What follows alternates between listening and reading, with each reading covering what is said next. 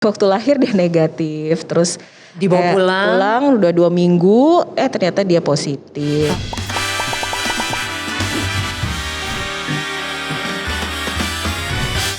Hai, halo semuanya, apa kabar? Senang banget saya Ivi Batuta ketemu lagi dengan rekan-rekan semua di channel Denger-Denger nih, persembahan Le Mineral. Aduh, pokoknya semoga semuanya bersemangat dalam keadaan sehat, apalagi juga antusiasmenya bisa kami rasakan karena banyak yang memberikan pertanyaan di episode-episode channel Denger-Denger nih sebelumnya. Banyak pertanyaan seputar hal-hal yang mengkhawatirkan di masa pandemi ini terkait dengan kehamilan. Katanya bayi yang baru lahir bisa langsung terpapar COVID-19. Tapi ya katanya memang ada yang seperti itu. Nah, ini akan kita bahas dan juga untuk menjawab keresahan kita ya, saya nggak sendiri. Sudah ada Dr. Mira Febriani Inkiriwang, spesialis anak ya. Dokter Mira, apa kabarnya? Halo Mbak Ivi. Sehat Mbak? Aduh, aku alhamdulillah sehat. Dokter bagaimana? Sehat. Sehat Harus juga. itu utamanya dong. Iya betul sekali dokter. Ini juga banyak bumil yang menyaksikan kita dan bertanya-tanya. Karena denger-denger nih bayi baru lahir juga bisa terpapar COVID-19. Ya bahkan katanya angkanya gak tahu deh nih banyak apa enggaknya, mungkin dokter yang bisa memaparkan. Kalau memang pada saat yang kemarin ya, yang pas heboh, yang peaknya lagi naik, emang pada saat saya kebetulan berada di rumah sakit salah satu pemerintah, jadi memang pada dalam bulan-bulan kemarin ya, khususnya itu termasuk agak tinggi memang ibu yang positif saat mau melahirkan ya. Tetapi kita tetap antisipasi nih, antisipasinya itu otomatis kita tetap melakukan pemberian ruangan yang isolasi yang tersendiri. Step-stepnya itu tetap harus kita lakukan gitu. Terutama kan prokes ketat dan lain-lain itu untuk pada bayi-bayi yang baru lahir itu tetap seperti itu. Enggak, ini yang bikin kita bertanya-tanya tuh adalah kok bisa bayi baru lahir gitu, kayaknya baru beberapa menit hadir di muka bumi ini langsung terpapar gitu loh dokter. Itu sebenarnya dapatnya dari mana? Dari dalam kandungan kah? Karena denger-denger nih banyak bumil yang apakah dari dalam kandungan? Atau yang kedua misalnya apa dari nggak tahu ya gitu, udara yang ia hirup pada saat baru lahir. Mungkin bisa dokter konfirmasi? Iya Mbak Ivi, jadi gini, kalau pada ibu dengan COVID positif otomatis yang kita harus tetap melakukan protapnya ya, bayi tetap diisolasi, kita cek. Memang dari saya tahun lalu ya, ini kan pandemik ini dari tahun lalu, termasuk kita juga melakukan tahun lalu itu seperti itu kepada ibu-ibu yang positif pada hamil, tapi nggak seheboh ya yang kemarin gitu, seperti itu. Jadi pada tahun lalu memang termasuk bayinya negatif gitu. Pas kemarin ini pada peaknya lagi tinggi, pada saat yang bayi-bayi yang kita cek ternyata ada yang positif gitu, seperti itu. Tapi kalau dari mananya secara ilmiah ya, kita balik lagi nih secara ilmiah belum ada gitu tertular melalui dalam plasenta atau dalam dalam kehamilan gitu, seperti itu. Jadi banyak penelitian-penelitian yang harus diambil lagi, maksudnya diteliti lagi kenapa tertular. Tapi sejauh ini tidak ya? Belum, iya, tidak terbukti ya. Tapi bisa aja daripada saat proses waktu saat lahir bisa seperti itu. Walaupun kita di dalam Oka itu udah lengkap seperti astronot. Iya ngerti sih, kebayang. Astronot, tapi tetap aja kita tidak tahu kan selama lagi peak-peaknya tinggi, bisa aja pada saat itulah terjadi proses pada saat lahir. Cuman rata-rata yang kasus yang di tempat saya itu ternyata dia bukan hanya karena COVID aja, ternyata dia ada faktor infeksi dari ibunya. Contoh dari 100 hanya 5 yang positif. Jadi kan memang benar-benar bisa aja terjadi pada saat persalinan ataupun kita nggak tahu nih, kalau persalinan kan biasanya dia lahir tiba-tiba yang secara normal dia harus langsung ke IGD, itu kan otomatis ke ponek ya, biasanya kita bilang ada ponek untuk khusus daripada bayi ibu hamil yang emergensinya itu ada di situ, di ponek namanya. Nah, Dokter Mira, dengar-dengar nih bayi yang baru lahir itu juga punya gejala. Ya. Kalau misalnya terpapar COVID-19, itu benar atau tidak? Iya benar Mbak Ivi. Kalau seandainya kalau bayi-bayi yang ada gejalanya ada, tapi rata-rata sih yang kemarin itu saya tidak bergejala, malahan ada yang tadi yang satu gejala ada, ya palingan dia ada kayak seperti pneumonia, nah seperti itu, infeksi pada paru-paru itu dari foto ronsennya kelihatan. Tapi kan kalau pada bayi ya, kalau pada anak beda lagi seperti itu. Kalau pada anak biasanya ada gejala gitu. Jadi tiap kalau bayi baru lahir, walaupun dia positif, kadang ada yang nggak bergejala Mbak Ivi, tapi tetap terapinya kita berikan sesuai dengan protokol, sesuai dengan aturan dari IDAI pada bayi-bayi yang positif, apa yang kita berikan gitu. Nah, tetap klinisnya bagus, tetap kita berikan seperti biasa, dan diperiksa lagi kembali negatif, udah kembali ke ruangan biasa. Kalau buat orang dewasa itu kan gejala itu bisa ada yang dari yang ringan, Ya, tidak ada gejala ringan, sedang, berat gitu ya. Iya. Di bayi baru lahir juga begitu? Ya ada juga seperti itu, ada yang ringan, ada yang maksudnya sedang gitu. Tapi jarang ya kalau bayi yang demam gitu enggak sih, yang positif ya. Hanya biasa rata-rata yang kemarin itu hanya ini aja ringan, memang nggak ada gejala sama sekali Mbak. Gitu. Satu lagi ya itu yang saya bilang hanya satu gejala yang bayi yang kena itu ya karena ada infeksinya seperti itu. Ya kenanya pneumonia seperti itu.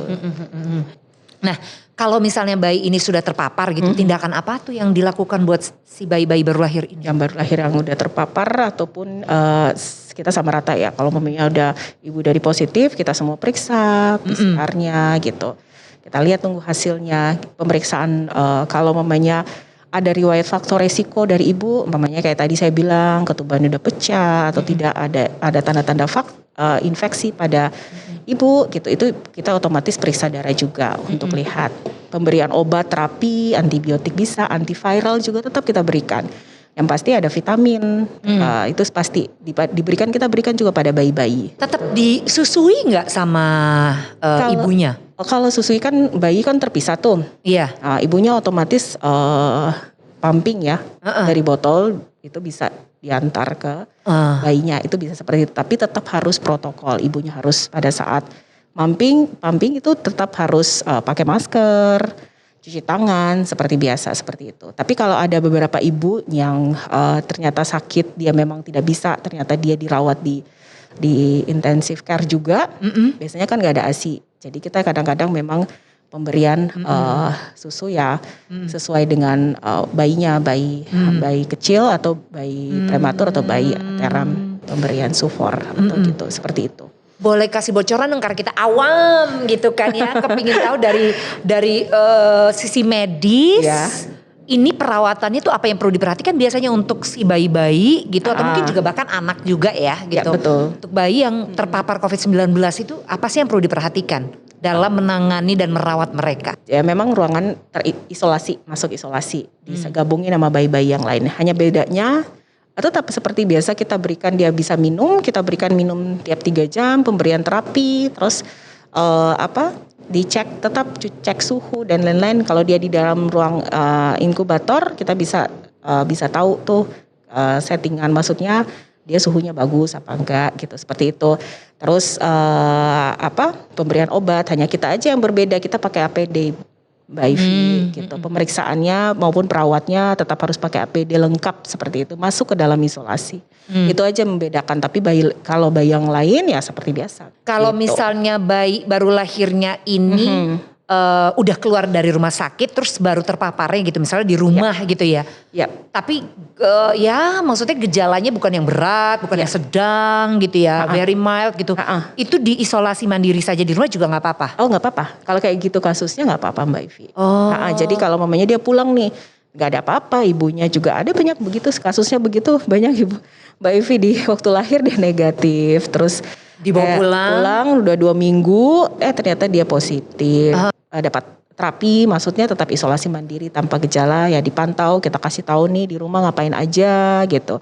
Cek saturasi, suhu, gejala kalau ada, kita tahu kalau mamanya dia sesak berapa, respirasi, maksudnya jumlah nafas ya, kalau dia sesak, mamanya anak-anak di atas 5 tahun 40 kali per menit gitu ya, seperti itu edukasinya. Makannya seperti biasa dan lain-lain. Nah kalau gitu ada hoax lain nggak nih yang perlu mungkin kita dapat konfirmasinya dari dokter bahwa itu tidak benar? Apa yang bikin Dokter Mira nih gemes banget selama pandemi ini terkait dengan si bumil-bumil ini dan bayi baru lahir? Yang masalah kan ya itu tadi Mbak Ivi, masalah sosial gitu. Jadi mereka tidak bisa berinteraksi gitu, berinteraksi terhadap dunia luar gitu, seperti itu yang biasanya masalahnya. Tetapi kalau mamanya masalah tentang kayak seperti dia tahu udah mulai jalan, nah itu mereka menyaksikan, mereka tahu nih perkembangan anak-anak tersebut, itu positifnya.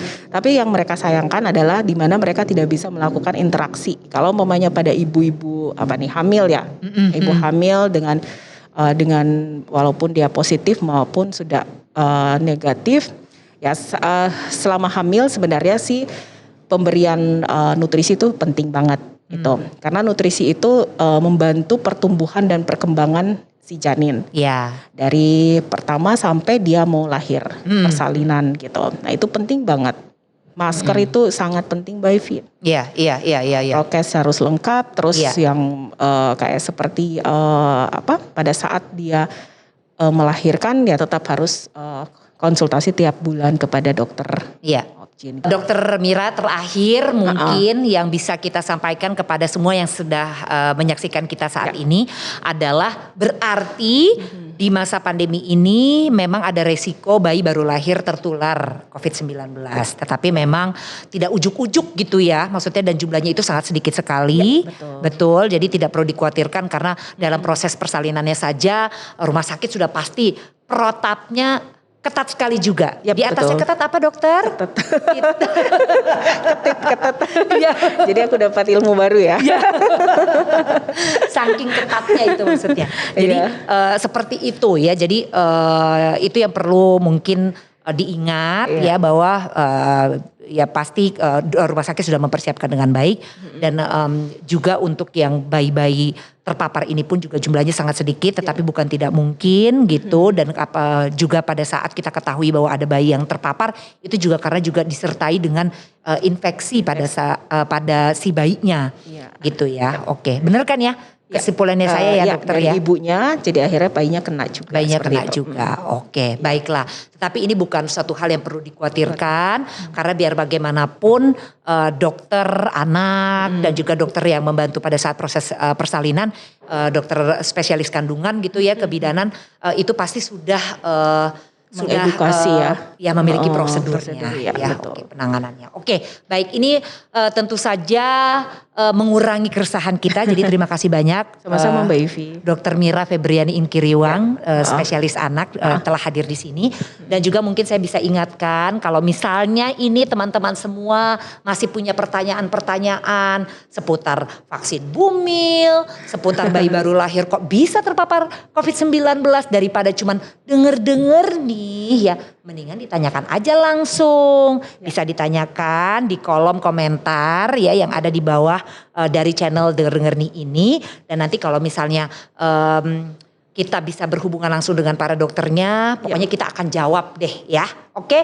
Dan terima kasih ya untuk antusiasmenya teman-teman semua.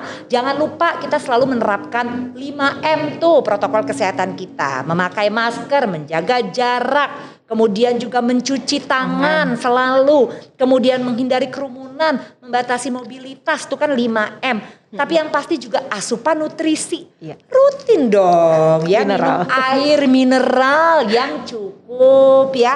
Oke, terima kasih buat rekan-rekan sekali lagi. Jangan lupa untuk follow, kita punya channel Denger nih ini, ada di TikTok, juga ada di YouTube ya. Pokoknya banyak sekali informasinya. Jangan lupa subscribe, follow, dan like. Saya Evi Batuta, terima kasih sudah berada di channel Denger nih, persembahan Le Mineral. Sampai jumpa. Dadah.